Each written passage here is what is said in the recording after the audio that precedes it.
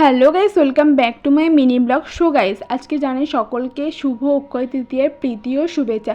So guys, আজকে সকাল সকাল স্নান করে শাড়ি পরে নিয়েছি, কারণ আজকে আমি যাব আমার পাড়ার মন্দিরে জল ঢালতে। এই ফাইনালি আমি চলে এলাম আমাদের স্কুল গ্রাউন্ডে। এখানে আছে নদী, এই নদী থেকে সকলে ঘোড়া করে কলসি করে জল নিয়ে আমাদের পাড়ার মন্দিরে জল ঢালা হয়, কারণ আজকের দিনে এই অক্ষয় তৃতীয়ার দিনে প্রত্যেক বছরই এই মন্দিরে জল ঢালার নিয়ম আমাদের চালু হয়েছে। তো তার জন্য আমরা সকলে এখানে জল ঢালতে চলে আসি। মা, কাকিমা, বৌদি, পাড়ার সমস্ত গ্রামবাসীরা এখানে জল ঢালতে আসে। তো তারপর জল ঢালা শেষ করে ফাইনালি চলে এলাম বাড়ি। আর বাড়িতে এসে আবারও স্নান করে রেডি হয়ে বসে গেলাম পুজোর জোগাড় করতে, কারণ আজকে বাড়িতে হবে মনসা পুজো। তারই জোগাড় যা সব কিছু করতে হলো, তার সাথে সাথে প্লেটেও খাবার সাজিয়ে দিয়েছি, কারণ আমি আমার গোপুসোনাকে খেতে দিলাম।